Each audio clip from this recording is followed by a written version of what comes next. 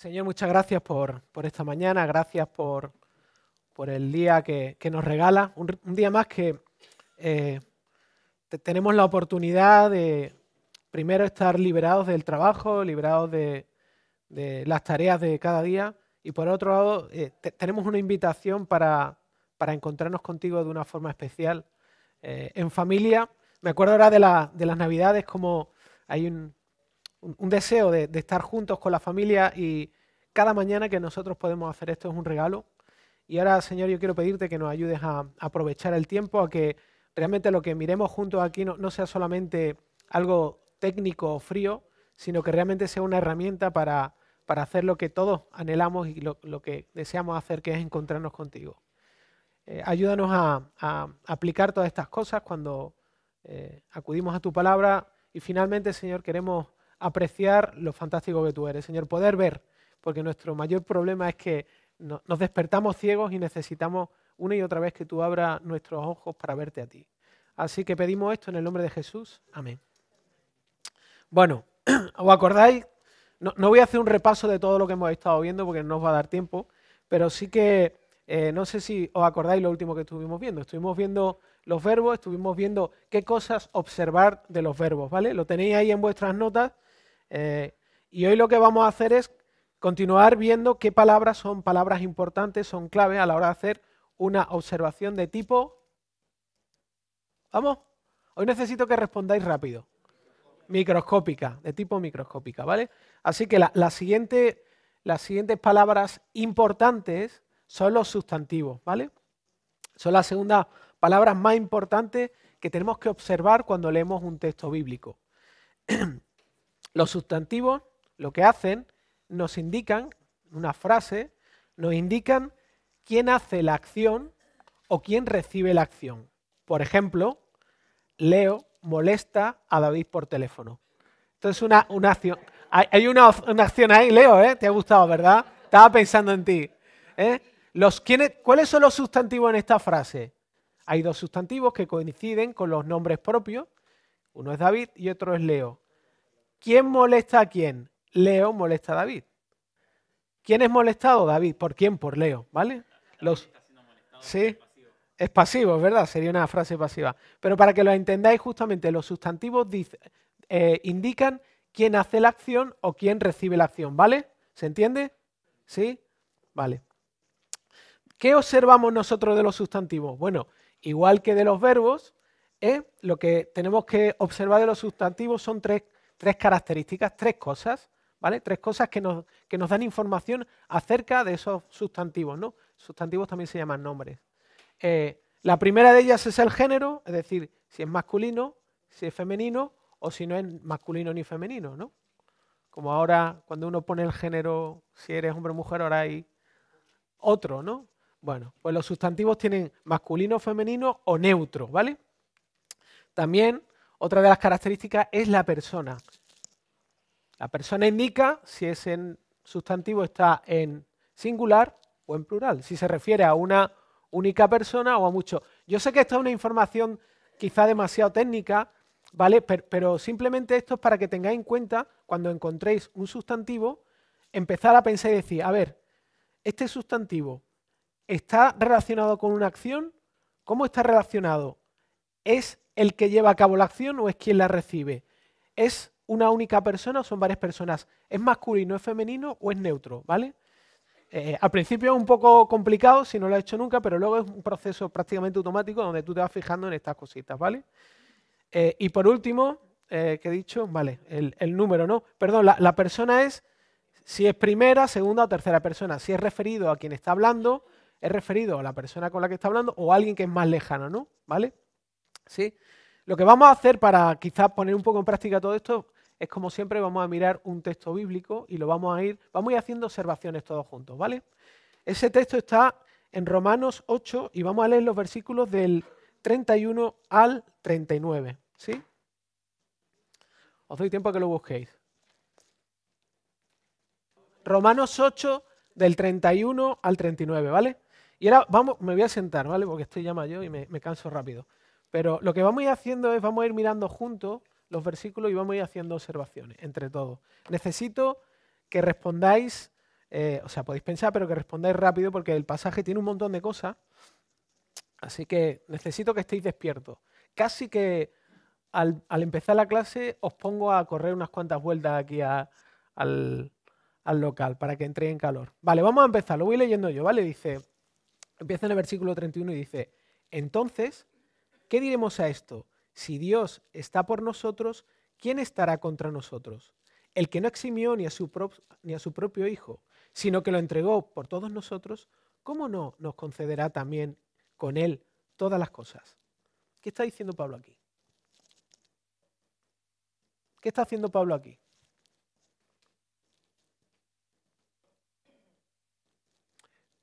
El versículo 32 dice, el que no eximió ni a su propio Hijo, sino que lo entregó por todos nosotros, ¿cómo no nos concederá también con Él todas las cosas?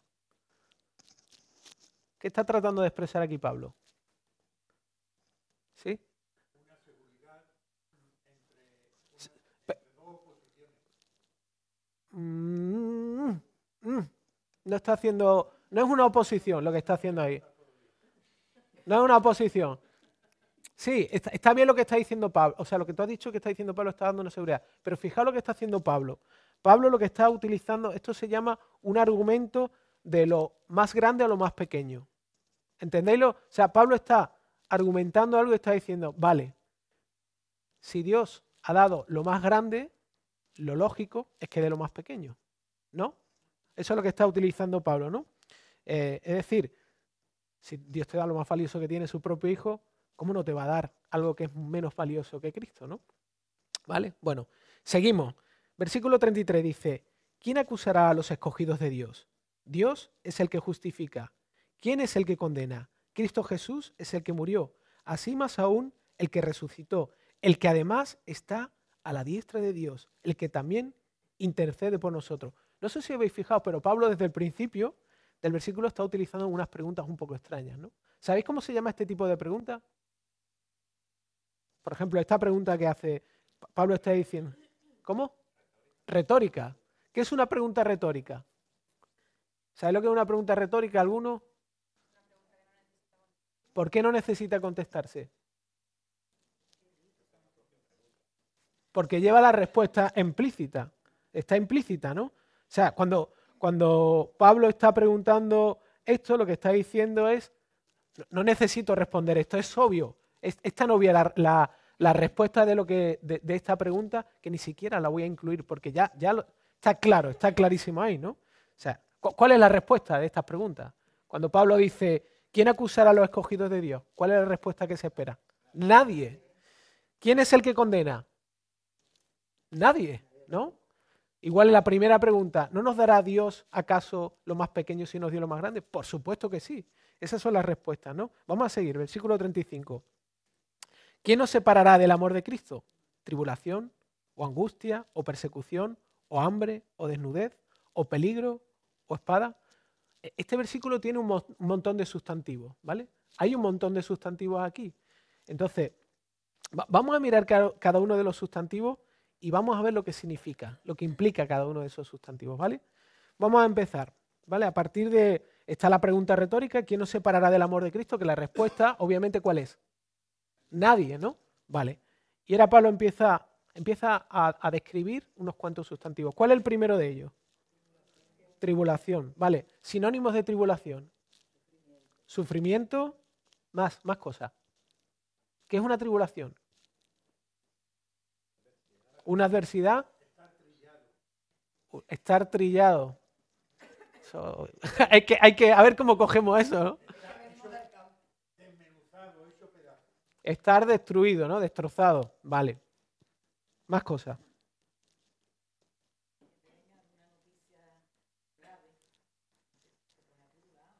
¿Problemas? Sería un sinónimo también. Problemas. Indiferencia. Adversidad. ¿No? Todo eso podría ser sinónimo de tribulaciones, ¿no? Podría ser momentos donde vivo dolor, donde vivo la indiferencia, donde vivo, no sé, que hablen mal de mí, donde momentos de necesidad económica, física, una enfermedad, ¿no? Ahora, la gran pregunta aquí es, mirando este versículo, ¿Vosotros os sentís amados cuando estáis viviendo en medio de esas circunstancias? ¿Cómo empieza este versículo? ¿Qué es lo que dice? ¿Quién nos separará del amor de Cristo? Nadie. Y a continuación comienza a hablar de un montón de situaciones donde uno pareciera que Dios no lo está amando, ¿no? Pero Pablo lo que está diciendo ahí es que claramente cuando estoy viviendo un momento de dolor, en realidad es un momento de amor. Dios no deja de amarme y Dios no deja de estar amándome aunque yo estoy viviendo en un momento de dificultad, ¿no? Por ejemplo, vamos a pensar en algo más, ¿no? En otro de los sustantivos, angustia. ¿Qué es la angustia? Sinónimos de angustia. Desesperación, ansiedad, agobio. Algo más fuerte todavía que la angustia. Sí, cuando uno llega a una desesperación máxima, ¿cómo se llama eso? A una angustia máxima. Depresión. Depresión. ¿Mm? Y en medio de esas situaciones, yo sigo sintiendo que Dios me está amando. Sí, yo sigo viviendo en medio de esas circunstancias normalmente como si Dios me estuviera amando. ¿Vivo así en medio de esas circunstancias? No, normalmente no. Normalmente no es así. O sea, yo cuando paso por esas circunstancias, lo primero que suele ocurrir es que no me siento amado por Dios. Y la cuestión es la siguiente. No estoy diciendo si yo sé que Dios me ama. Es si yo estoy sintiendo que Dios me ama. Es muy diferente.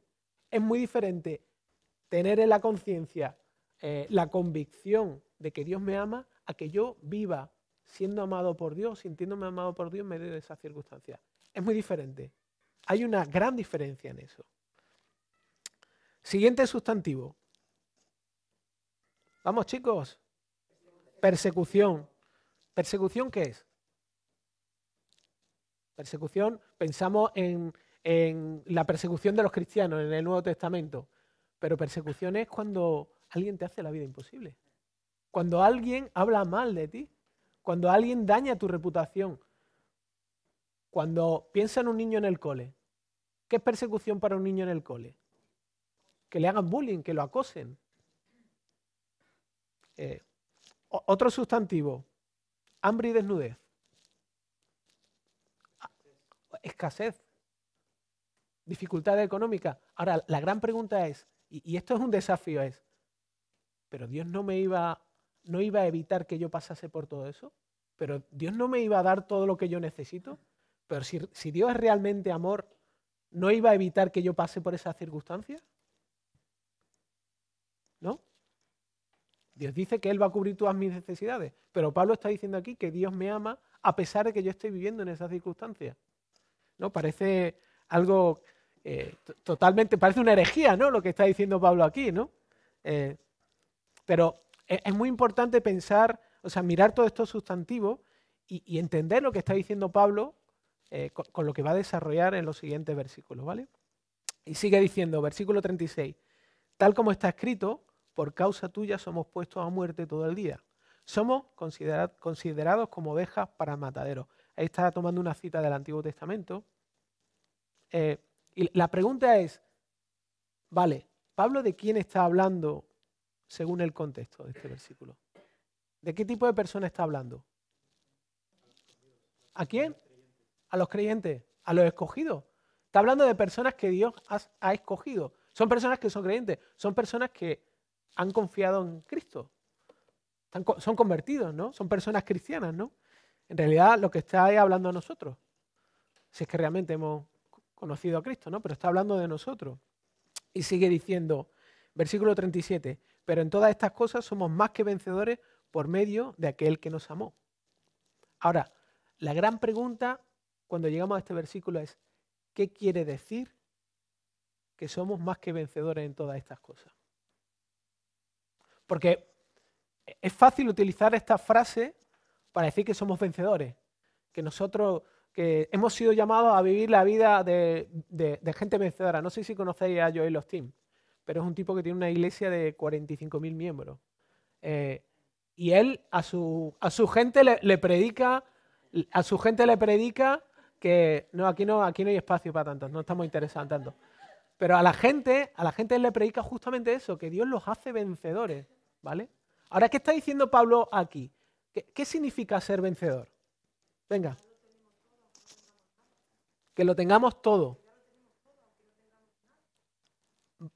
A ver, esa es una verdad, pero en el contexto de estos versículos, ¿vale? No pensemos, nosotros tenemos mucha teología, pero la intención ahora en lo que estamos haciendo aquí es que miremos el versículo, el texto y los versículos que estamos analizando y que encontremos las respuestas ahí dentro, ¿vale? Porque si metemos nuestra respuesta a este texto, lo que estamos haciendo es eisegesis, no exégesis, ¿vale? Que no estoy diciendo que esté mal lo que estás diciendo tú, Miriam. Es verdad, es cierto, pero no es lo que el texto está enseñando ahí mismo.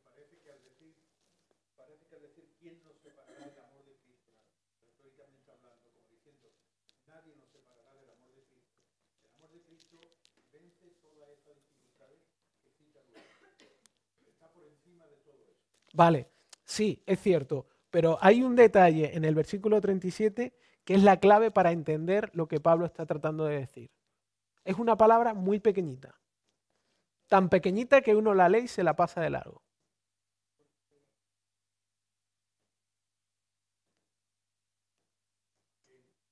No, no,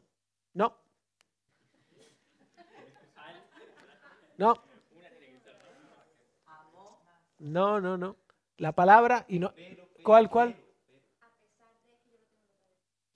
No, no. Eso es un conector que lo vamos a ver. Si corro rápido, lo vamos a ver. Espero que hoy. La palabra que. No, la palabra que nadie ha visto es en. La palabra en. Mira, vamos a leer el versículo. Pero en todas estas cosas, en todas estas cosas, somos más que vencedores por medio de aquel que nos amó. O sea, ¿dónde somos vencedores? Somos vencedores en medio de todas estas cosas. ¿Y qué son todas estas cosas? Todo lo que hemos leído, todos los sustantivos que hemos estado leyendo, toda esa lista. Así que, ¿qué es entonces ser victorioso en Cristo por causa del amor con que nos amó? A la luz de lo que Pablo está diciendo en ese versículo. ¿Qué es? En todas estas tribulaciones, ¿qué pasa? ¿Qué ocurre? ¿El qué? ¿Que Cristo nos ama? Vale. Cristo nos ama. ¿Pero por qué?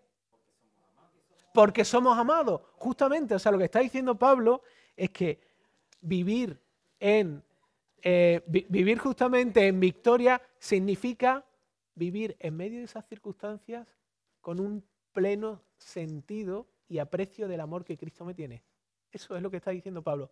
Pablo no está diciendo que yo soy victorioso porque Cristo me ama y me quita todos los problemas de la vida. No está diciendo que Dios me ama y va a evitar todas las circunstancias que a mí no me gustan. Que Dios me ama y no va a hacer que yo pase por una situación desagradable, ¿no? Justamente no. Sino que dice que Dios, o sea, me está diciendo que Dios no va a usar su varita mágica. Señor, quítame todos estos problemas, Señor. No, Él lo que va a hacer es que en medio de esas circunstancias me va a cambiar a mí. No va a cambiar las circunstancias. Eso es ser más que vencedores. Que Dios me cambie a mí para que lo encuentre Él en medio de mis circunstancias y Él sea lo más satisfactorio, ¿no?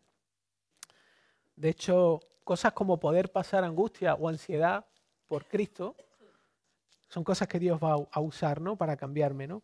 Incluso ser rechazado, que hablen mal de mí, tolerar la injusticia por Cristo y encontrar placer en Él en medio de la injusticia. Esto es una locura. Esto es vivir de una forma victoriosa. Negarme a mí mismo. Negar lo que yo no quiero hacer y agradecerle a Dios justamente por las circunstancias de mi vida que me llevan a eso, ¿no? Qué diferente es leer este versículo bien a verlo en Facebook o en Instagram, ¿no? Que se usa mucho.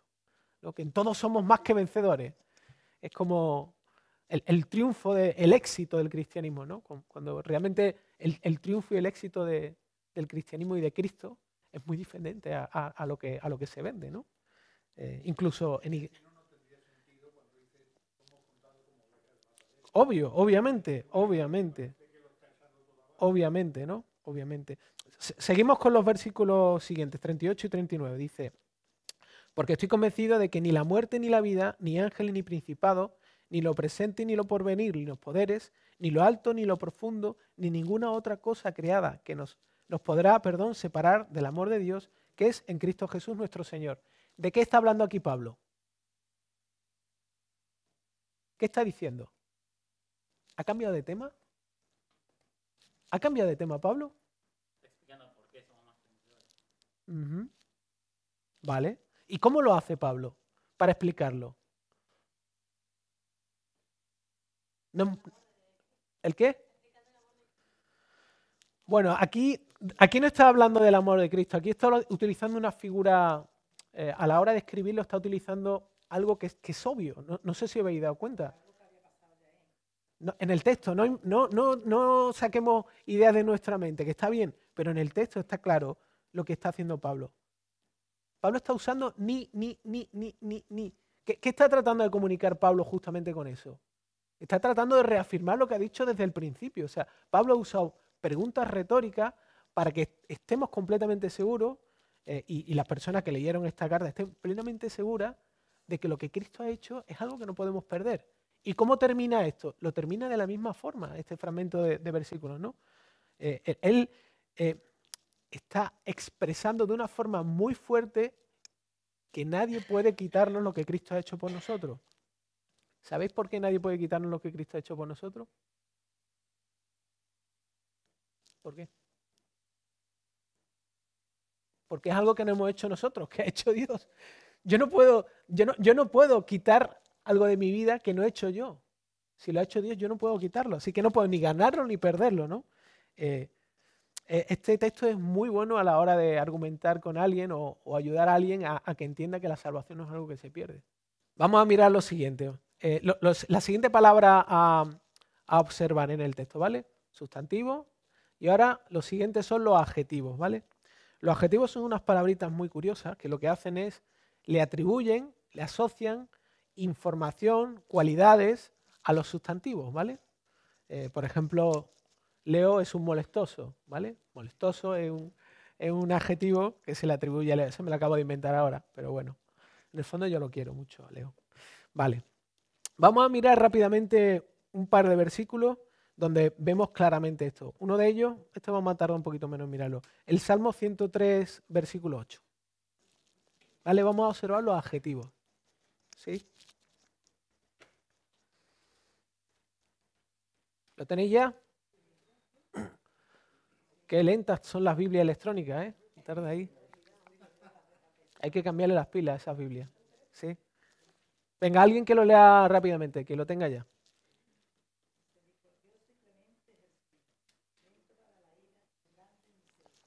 ¿Os dais cuenta cuál es el sustantivo ahí? Señor. ¿Y qué dice del Señor? ¿Qué dice?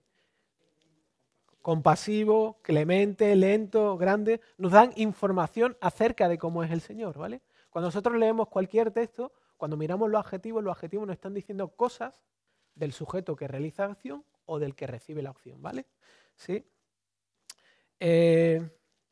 Hay otras palabras que no las vamos a mirar con profundidad, pero son los adverbios, y los adverbios son como los adjetivos del verbo, ¿vale? Los adverbios lo que te dicen es cómo se lleva a cabo la acción, ¿sí? Cómo se lleva a cabo la acción del verbo. Por ejemplo, y no lo tenéis que buscar, en Marcos 8:32, que ya lo estuvimos viendo el domingo pasado, dice, es el relato donde Pedro, ¿cómo se llama? Reprende a Jesús. ¿Acordáis que lo estuvimos viendo? Bueno, en el versículo 32 del capítulo 8 dice, y les decía estas palabras claramente, ¿vale? Habla de Jesús. ¿Cómo Jesús les hablaba? ¿Cómo les enseñaba? ¿Cómo les decía las palabras? De una forma clara, ¿vale? Entonces eso te ayuda a entender cómo se está llevando a cabo la acción del verbo, ¿sí? Y lo siguiente que vamos a ver en el resto de la clase, el resto de la media hora que nos queda, es observar unas palabritas que son muy pequeñas, pero que son muy importantes, ¿vale? Estas palabras se llaman conectores. ¿Por qué se llaman conectores? Esta pregunta es súper sencilla.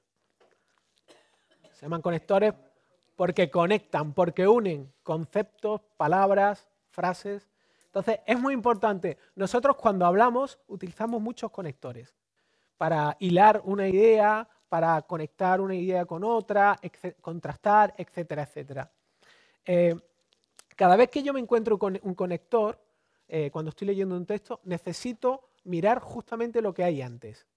Porque normalmente los conectores se están uniendo, como he dicho, dos conceptos, dos frases, dos palabras. Entonces tengo que mirar. Sí, soy de Málaga, se me escapa la Z a veces. Pero lo que hace es unir dos conceptos, dos frases o dos palabras, ¿vale? Entonces tengo que mirar lo que hay justamente delante. Y si lo veis vosotros en vuestros apuntes tenéis una tablita que vamos a ir completando, vamos a ir rellenando, justamente con los tipos de palabras que son conectores, ¿vale? Y ahí no tengo más, eso lo voy a ir diciendo yo, ¿vale? Los primeros conectores que tenemos, que son pero, sino que, sin embargo, mientras que, antes bien. Estos conectores, y los tenéis que escribir ahí, lo que indican es contraste. Contraste, ¿vale? Indican contraste. Vamos a mirar uno de los ejemplos que hay. El de hecho no lo vamos a mirar porque ya había hecho observaciones de ese versículo, pero vamos a mirar el de Efesios 2, del 1 al 4. Efesios 2, del 1 al 4. ¿Sí? Alguien que lea el primer versículo. Venga, rápido. Vosotros antes estabais muertos a causa de las maldades y pecados en que vivíais. Vale. ¿Quiénes son vosotros? Los creyentes. ¿Creyentes de dónde? De Éfeso. Los creyentes de Éfeso, vale. ¿Qué adjetivo utiliza para describirlo?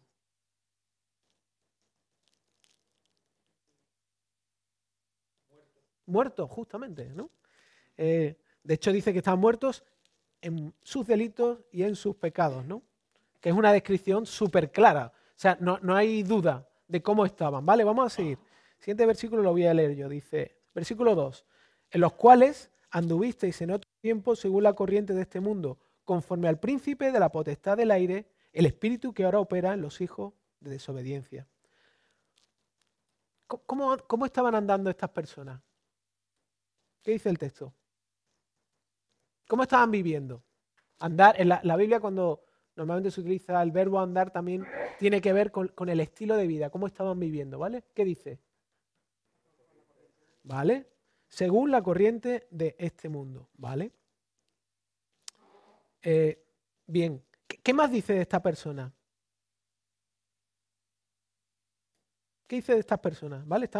Vale. Y ahora, ¿cómo traduciría lo que termina diciendo Pablo en el versículo? Cuando dice la corriente de este mundo conforme al príncipe de la potestad del aire, el espíritu que ahora opera en los hijos de desobediencia. ¿Cómo utilizarías una frase más sencilla o lo explicarías de una forma más simple? Satanás. Pero, ¿qué está diciendo? ¿Que ellos son Satanás? Vale. O sea, que están viviendo como si Satanás estuviera dentro de ellos, ¿no? Como si Satanás lo estuviera moviendo a vivir así. Vale, genial. Versículo 3. Entre los cuales también todos nosotros, en otro tiempo, vivíamos en las pasiones de nuestra carne, satisfaciendo los deseos de la carne y de la mente, y éramos por naturaleza hijos de ira, lo mismo que los demás. Mira qué interesante. ¿Os acordáis de la importancia de mirar en los verbos la persona? ¿En qué persona están los verbos de este versículo?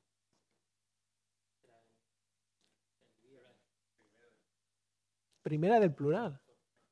O sea, Pablo empieza hablando de quiénes, de ellos, y ahora está hablando de nosotros, se está incluyendo, ¿no? Es más, está dando detalles de cómo era la forma en que esta persona vivía y yo vivía también. Pablo está incluido ahí, ¿vale? Es más, no sé si habéis dado cuenta, pero Pablo está usando un montón de calificativos negativos. Está describiendo cómo son este tipo de personas, ¿vale? Ahora, ¿cómo empieza el versículo 4? ¿Cómo empieza? Fuerte, fuerte. Pero. Cuando yo veo un pero, ¿qué tengo que hacer? Es un contraste. ¿Y qué tengo que hacer? Mirad adelante. ¿Qué hemos visto antes? Cómo Pablo está describiendo la vida sin Cristo, ¿no? ¿Cómo viven ese tipo de personas de forma natural? De hecho, Pablo está hablando no solamente de los de Efesios, sino de él mismo, pero en realidad ¿de quién está hablando? De todos los hombres, del hombre natural. ¿Cómo es el carácter? ¿Cómo vive el hombre natural? ¿Vale? Pero ¿qué dice? Vamos a seguir mirando lo que dice, ¿no? Dice, pero Dios, que es rico en misericordia por causa del gran amor con que nos amó, aun cuando estábamos muertos en nuestros delitos, nos dio vida juntamente con Cristo. Por gracia habéis sido salvados. O sea, cuando yo veo el pero digo, aquí hay un contraste. ¿Y cuál es el contraste? ¿De qué me está hablando después de hablar de cómo es el ser humano? Usando una cantidad de calificativos negativos. ¿De quién empieza a hablar a partir del versículo 5? ¿De quién? ¿De quién? ¿De Dios? ¿No? ¿Qué dice de Dios? Dice que es rico en misericordia, por causa del gran amor. O sea, Pablo lo que está haciendo es, justamente cuando utiliza esta pequeña palabrita que parece insignificante, está haciendo una división en el texto y está diciendo, mira, os voy a enseñar, estos somos nosotros, pero este es Dios. Hay un contraste, o sea, es como el texto se parte en dos y cuando estructuréis los textos os daréis cuenta que este tipo de palabras os ayudan a hacer una verdadera estructura para entender lo que está comunicando, en este caso Pablo, ¿no? De hecho, lo que habla a continuación Pablo acerca de cómo es Dios tiene que ver con su gracia, ¿no? Si recordáis cómo continúa este capítulo de Efesios, habla como por su gran amor y por su misericordia y por su etcétera, etcétera, etcétera, ¿no? Sigue hablando de cuál es el carácter de Dios, ¿vale? Así que interesante e importante. Cuando yo encuentro estas palabras, tengo que acordarme que hay un contraste ahí, que hay dos ideas que se están contrastando, ¿vale? Siguiente conector que vamos a ver. El conector por qué y pues, ¿vale? Este conector lo que indica es la causa o el motivo de alguna cosa, ¿no? Algo ocurre, algo se escribe porque o pues y viene la causa de por qué ha ocurrido lo anterior, ¿vale? Sí, ya digo, los conectores es importante mirar siempre lo que hay antes, hay que mirar el contexto. Vámonos a Mateo 3:3. Y alguien que lo lea, el primero que lo encuentre que lo lea rápido.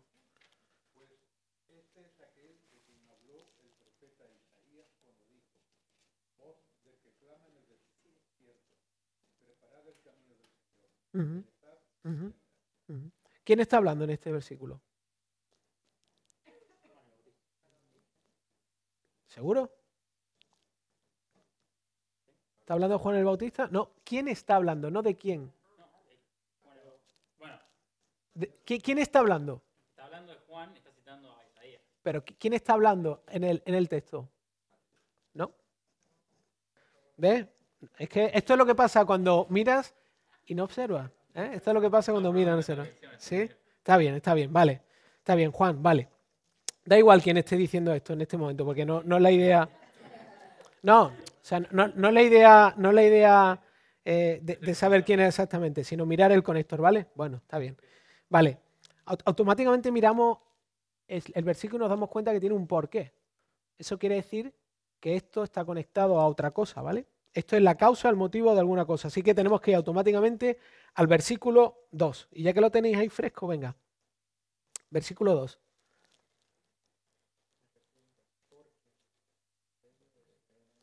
Sí, más fuerte, rápido, ¿no? Venga. Vale.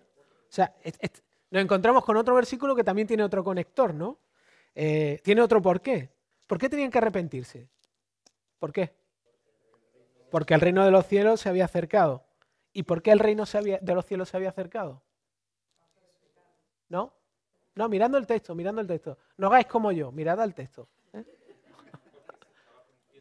Porque se estaba cumpliendo la profecía. Cuando nosotros encontramos este tipo de conectores que van enganchando una u otra idea, la forma más fácil de leerlo es desde el final hasta el principio. O sea, me voy al último, a la última causa, leo esa causa y voy conectando hacia arriba, ¿vale? Eso me va a ayudar a entender qué es lo que está tratando de expresar, ¿no? ¿Qué es lo que dice el versículo?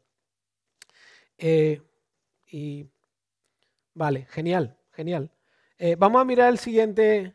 No os riáis que hay tarea para todos. ¿Eh? Sí, os voy a poner contra la pared. ¿Eh? Vamos a mirar el siguiente conector.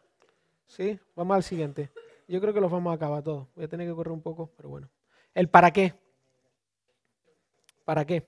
Este es más cortito, ¿vale? Sí, sí lo he dicho. Causa o motivo de alguna cosa. La causa o el motivo de alguna cosa. ¿Ves? Que eso de decir que era Jesús, tenéis que observar mejor, ¿eh? Sí. Eh, vale. Eh, el para qué, ya lo he dicho, ¿no? Vale, pues el para qué lo que muestra es el propósito u objetivo, ¿vale? Es como, es como el mapa de la ruta, es hacia dónde va. ¿Por qué está ocurriendo? ¿Cuál es el objetivo? ¿Cuál es la finalidad de lo que está pasando? ¿Vale? El para qué. Y además este es uno de los conectores más importantes junto a los anteriores que hemos visto, ¿vale? Porque la Biblia está llena de este tipo de pequeñas palabras y de conectores. Un ejemplo rápido, este lo leo yo, Mateo 2:15, que lo tenéis por ahí. Y estuvo allí hasta la muerte de Herodes, para que se cumpliera lo que el Señor habló por medio del profeta, diciendo, de Egipto llamé a mi hijo. ¿Cuál fue el propósito de que Jesús estuviera en Egipto? Que se cumpliera claro, se cumpliera la profecía. O sea, el para qué me está diciendo, Jesús tuvo que ir allí con sus padres porque se tenía que cumplir la profecía que había acerca de él, ¿no? ¿Vale? Esto lo vamos a encontrar especialmente en el libro de Mateo, en el Evangelio de Mateo, lo vamos a encontrar muchas veces. ¿Os acordáis que al principio estuvimos viendo que uno de los objetivos del Evangelio de Mateo era dirigido a los judíos con el objetivo de demostrar que Cristo es el Mesías, el Hijo de Dios, ¿no? Y que cumplía todas las profecías del Antiguo Testamento. Vale, lo siguiente es que hay, entonces, así que, por tanto, de modo que, por eso, todos esos conectores indican consecuencia o resultado. La consecuencia o el resultado de algo, ¿vale? Y vamos a mirar un ejemplo que la verdad que es genial, que a mí me encanta, que está en Romanos 12, versículo 1. De hecho, este fue la primera vez que prediqué fue este versículo. Romanos 12, 1.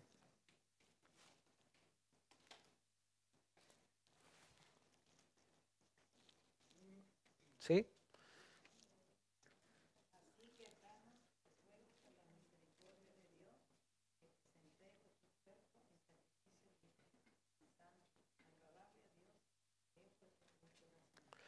Cuando yo leo este versículo, ¿qué es lo primero que tiene que venirme a mi memoria?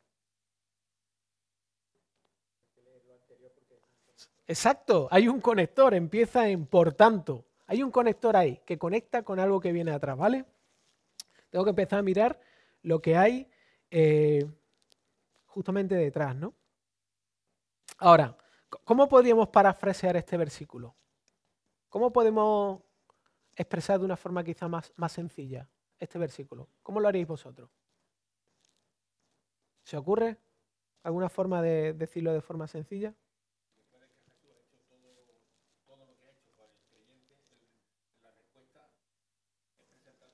Estupendo, estupendo, justamente. O sea, como resultado, como consecuencia de todo lo que viene atrás, ¿vale? Todo lo que Pablo dice antes de Romanos 12, tengo que presentar mi cuerpo como un sacrificio vivo a Dios. Esto es una forma de parafrasear ese primer conector. ¿Pero por qué tengo que hacerlo? Hay un para. Vale, antes de llegar ahí. ¿Es por qué? ¿Por qué? Porque, o sea, ¿por qué tengo que hacer eso? Lo ha dicho Pedro, ¿no? ¿Por qué tengo que entregar mi cuerpo en un sacrificio vivo a Dios? ¿Por qué tengo que hacerlo? ¿Por qué debo hacerlo? Lo ha dicho Pedro hace un momento. Como respuesta a. O sea, realmente es el resultado de qué? De las misericordias de Dios en mi vida. Es el resultado cuando las misericordias de Dios en mi vida, ¿a qué se refiere Pablo con todo eso? Bueno, ahora mismo no lo vamos a mirar, pero tendríamos que mirar todo lo que Pablo ha dicho acerca de Dios, acerca de lo que él ha hecho al principio de la carta a los romanos, ¿no? Pero este versículo es tremendamente importante y relevante para mi vida como cristiano. Es súper importante. Es súper importante. Porque yo no puedo vivir mi vida de sacrificio a Cristo sin estar viviendo la experiencia de sus misericordias. No puedo hacerlo. Es lo que está diciendo este versículo. O sea, la consecuencia de vivir una vida de sacrificio a Cristo, o sea, mejor dicho, esa es la consecuencia de realmente tener una experiencia con las misericordias de Dios. No es un resultado de lo que yo hago, es una respuesta. Es una respuesta de mí a algo que Dios ha hecho. ¿Vale? De hecho, este versículo me ayuda a entender algo también muy, muy importante. Es decir, si yo no estoy cambiando, o sea, si yo veo mi vida como creyente, como cristiano, y veo que no estoy cambiando, el problema no tiene que ver con lo que yo tengo que hacer. O sea, el problema tiene que ver con lo que yo necesito recuperar y volver a experimentar. Las misericordias de Dios. Es lo que está diciendo ahí Pablo, ¿no? Si no estoy cambiando, tendría que preguntarme, ¿realmente yo estoy experimentando la misericordia de Dios en mi vida? ¿Realmente la estoy experimentando? Hay ahí en la Biblia un ejemplo claro donde se ve el contraste de esta realidad. ¿Os acordáis cuando Simón el fariseo estaba en su casa con Jesús y llegó la mujer y derramó el perfume en sus pies? ¿Qué dijo Simón? ¿Qué pensaba Simón?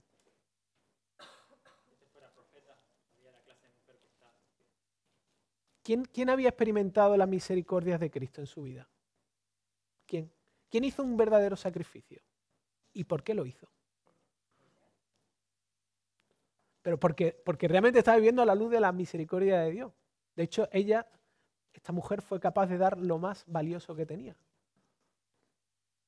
Mientras Simón el fariseo, realmente no tenía ni idea de lo que significaba la misericordia de Dios para él en su vida, ¿no? Bueno, siguiente conector.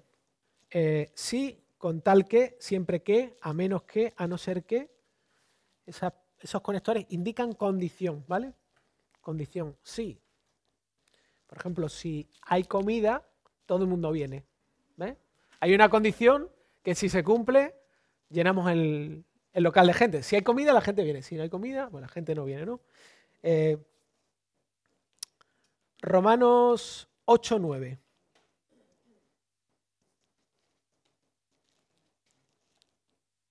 ¿Alguien que lo lea rápido?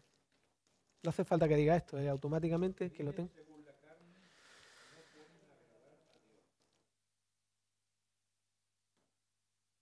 ¿Sigue?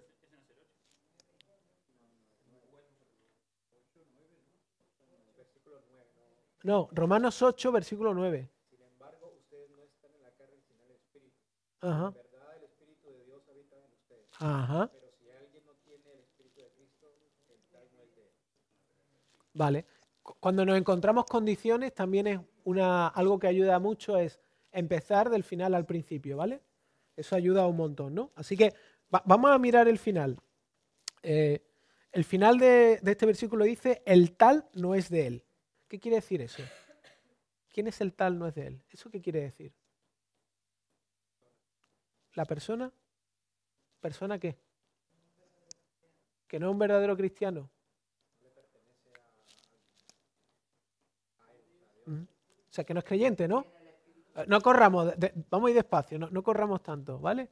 No nos adelantemos. Aquí es que sois todos eruditos, entonces hay que frenar un poco. Pero, vale, es una persona que no pertenece a Cristo, una persona que no está convertida, ¿no? ¿Sí? Dice, ahora vamos a mirar el versículo completo. Dice, si una persona no tiene el Espíritu de Cristo, entonces esa persona no está convertida, no es una persona convertida. ¿Es lo que está diciendo Pablo aquí? ¿Sí o no? ¿Sí? No, pero no dudéis de lo que yo digo. Mirad el versículo. Sí, es lo que dice el versículo. Sí, vale. Parece que os quiero pillar, ¿no? Lo que quiero es que aprendamos juntos, ¿vale? O sea, lo que está diciendo aquí justamente Pablo es que las personas se convierten porque tienen el Espíritu de Dios dentro. Ahora, Yo sé que esto no es una práctica que nosotros tengamos o que llevemos a cabo, ¿no? Pero Pablo está diciendo que las personas no se convierten por hacer una oración de fe. Aquí Pablo está diciendo que la gente no se convierte. No estoy diciendo que eso esté mal, sino estoy diciendo que si tú haces una oración de fe y que le pides a Jesús que entre en tu corazón, tú no te conviertes por eso. O sea, una persona se convierte cuando el Espíritu de Dios entra dentro de esa persona, viene esa persona. Tú no te conviertes cuando levantas la mano y se hace un llamado, o cuando estás en un contexto donde hay gente que es creyente y tú te sientes bien con ellos y te comportas igual que ellos. No, una persona es cristiana, es creyente, cuando realmente el Espíritu de Dios ha entrado dentro de esa persona, ¿no? Es más, en contextos quizá un poco más carismáticos, aquí tampoco, nosotros tenemos eso más claro, ¿no? Pero hay un concepto donde uno se convierte y después puede recibir el Espíritu Santo. Pero Pablo está diciendo aquí que una persona que se convierte recibe el Espíritu Santo. No puedes separar esas dos cosas, ¿no? No existe el concepto de yo puedo recibir el Espíritu Santo posteriormente, ¿no? Lo recibe en el momento que tú crees, ¿no? ¿Sí? ¿Habéis entendido? ¿Sí? ¿Queda claro?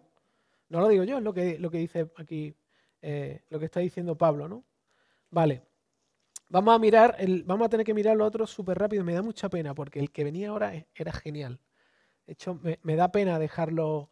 Igual, si se lo digo a Nico y que él el domingo que viene os muestre el versículo, ¿vale?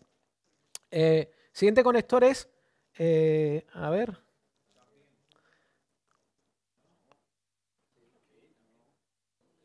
Vale, me lo tenéis que decir porque yo lo tengo mal copiado aquí. También. Sí, también es. Vale. También, es también. Que lo copian mal, lo apunte. Es también. El conector también lo que indica es inclusión. Inclusión, ¿vale? Añadir, incluir. Y el versículo que hay, que es el de Romanos 8, 29, 30, ¿cuántos conectores me quedan? Es que no tengo aquí las notas. 4. Vale. Voy a hacer una cosa. Vamos a tratar de mirarlos todos y luego lo que voy a hacer es, voy a tratar de, no me va a dar tiempo, pero es que este es muy largo y además que es genial el texto este. Pero bueno, voy a intentar avanzar los demás, ¿sí? Y luego si me da tiempo voy a mirar alguno de los versículos que vienen de ejemplo, ¿vale? Bueno, él también indica inclusión, ¿vale? Y en Romanos 8 del 29 al 30 se utiliza un montón esta palabra. Y estaría genial verlo despacito, pero vamos a saltar al siguiente para que podáis completar por lo menos la tabla, ¿sí? Vale. El siguiente es tal como. ¿Sí? Lo que indica es prueba o evidencia de algo, ¿vale? La prueba o la evidencia de una cosa. Por ejemplo, bueno, este es también larguísimo, pero bueno. Vamos a mirar rápidamente el ejemplo de 1 Corintios 1:31. Y empieza en el versículo 31. Para que, tal como está escrito, el que se gloríe en el Señor. ¿Vale? Igual, ¿para qué? Tengo que mirar lo que viene antes. Tengo que mirar lo que viene antes. ¿Sí? ¿Por qué? Porque el versículo 31 es una evidencia o una confirmación de lo que se ha dicho de antemano. ¿Sí? ¿Qué dice el resto de versículos? Pues desde el 26 dice, pues considerad, hermanos, vuestro llamamiento. No hubo muchos sabios conforme a la carne, ni muchos poderosos, ni muchos nobles, sino que Dios ha escogido lo necio del mundo para avergonzar a los sabios, y Dios ha escogido lo débil del mundo para avergonzar a lo que es fuerte. Y lo vil y despreciado del mundo ha escogido Dios lo que no es para anular lo que es, para que nadie se jacte delante de Dios. La descripción que hace Pablo es, o sea, vosotros no sois nada, sois inútiles, sois ignorantes. Esa es, no sé, la descripción que a todos nos gustaría que hicieran de nosotros, ¿verdad? O sea, nos gustaría que dijeran los demás que somos así, ¿no? Pero Pablo le está haciendo, se está dirigiendo a ellos de una forma un poco agradable, ¿no? Parece, ¿no? Ahora, ¿por qué Dios hizo esto? ¿Por qué Dios escogió a este tipo de personas? ¿Por qué las escogió? Según el texto.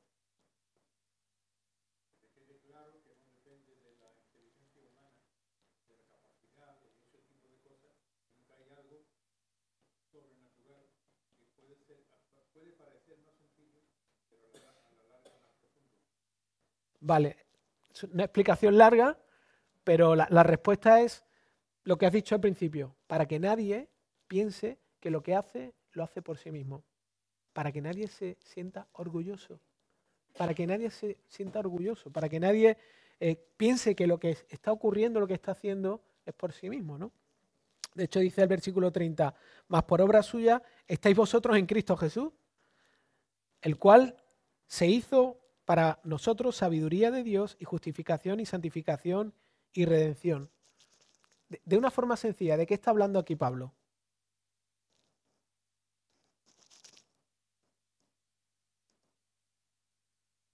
¿Cuál es el tema general de este versículo?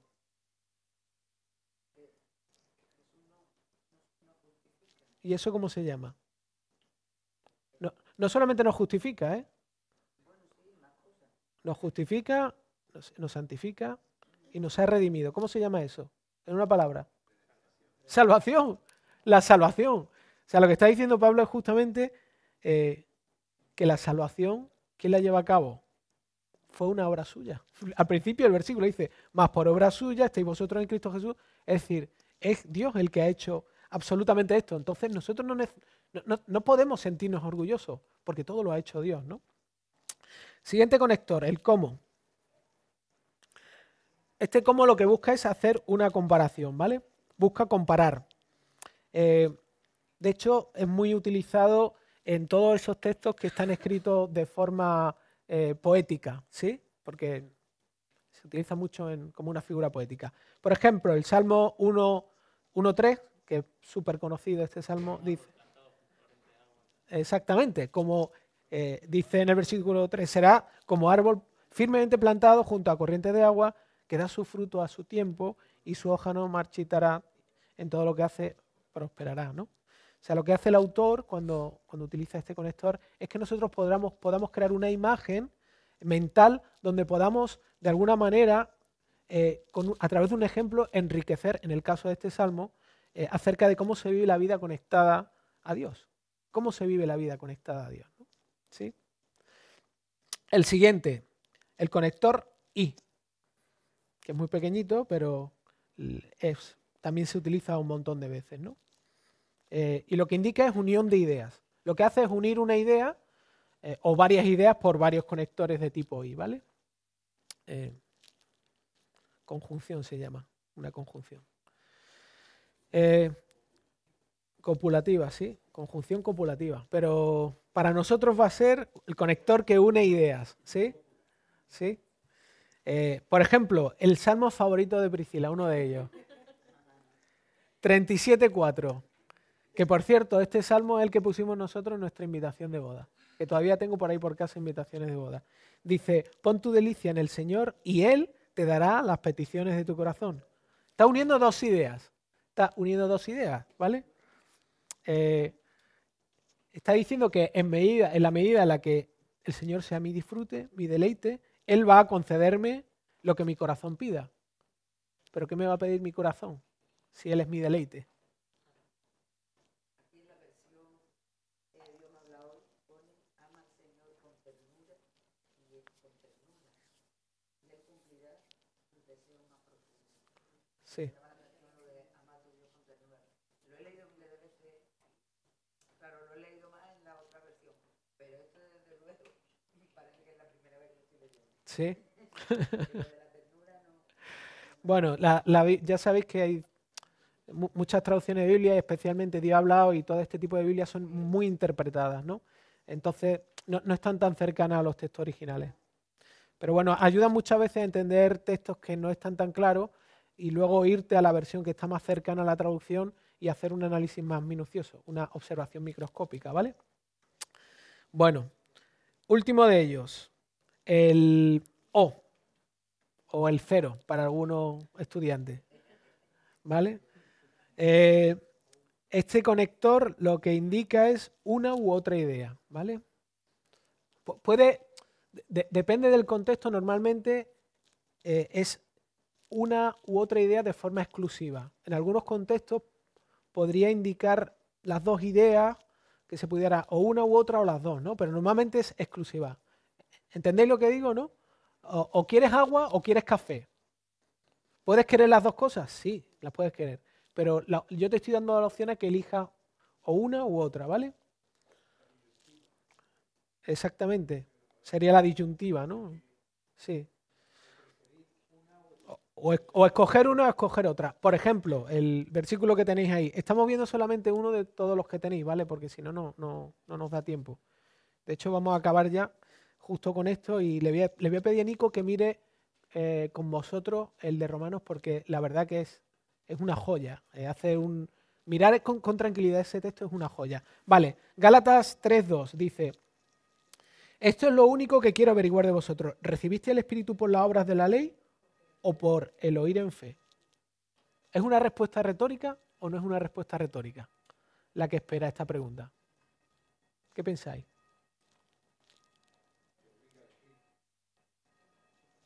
Obliga a elegir. Pero, ¿sí? Sí. Es retórica. Pero obviamente lo que está diciendo es que obviamente está diciendo, vale, vosotros podéis ser creyentes o cumpliendo la ley, que es imposible, o a través de la fe. Pero si la habéis recibido a través de la fe, ¿por qué ahora utilizáis la ley para trataros de ganar algo que habéis recibido por fe, ¿no? Por eso Pablo está expresando estos dos aspectos de forma separada, o la fe o las obras. Escoged una de las dos. De hecho, es retórica porque ellos solamente pueden escoger la de la fe, porque fue como ellos abrazaron al Evangelio, ¿no? Bueno, lo dejamos aquí. Yo sé que ha sido un poco rápido, pero tengo una tarea para vosotros, no os marchéis. Es una tarea súper guay. Esta tarea, la de Filipenses, no la quería mirar aquí hoy porque no me daba tiempo a terminar, ¿vale? Pero para los que estáis cursando la asignatura, las tareas las vais guardando y luego se las mandáis a Nico cuando se acabe, ¿vale? Él se encarga de corregirla. La tarea que quiero que hagáis es la siguiente. Quiero que observéis Mateo 8, del 5 al 13. Hagáis una observación microscópica, ¿sí? Y como ya tenéis más información, las observaciones que hagáis que sean relevantes, ¿vale? No hagáis observaciones de tiene 4 verbos, tiene 4 comas, está en la carta está en Mateo, está en el tercer libro de no sé qué. Mateo 8, versículos del 5 al 13. Observaciones que sean relevantes, ¿vale? Sí, tenéis recursos para mirar conectores, mirar sustantivos, mirar adjetivos, mirar verbos. Tenéis ya un montón de recursos que podéis usar. Chicos, un momentillo. Tenéis un montón de recursos, aunque no estéis cursando, sería bueno que lo hicieseis. Tenéis un montón de recursos para poder hacer las observaciones. Y quiero que hagáis lo siguiente. Una vez que hayáis hecho las observaciones, me gustaría que en una frase muy corta o una palabra resumieseis de qué habla, mejor una frase, pero cortita, cuál es la idea principal de ese texto, ¿vale? Una frase cortita. Y luego quiero que me respondáis a una pregunta. Y la pregunta es, atención, pregunta, es, ¿quiénes son los ciudadanos del reino y por qué has llegado a esa conclusión? ¿Vale? El texto habla de los ciudadanos del reino al final y quiero que en base a vuestra observación y a vuestra resumen en una frase del texto, lleguéis a una conclusión y me digáis cómo habéis llegado a esa conclusión, ¿vale? ¿Sí?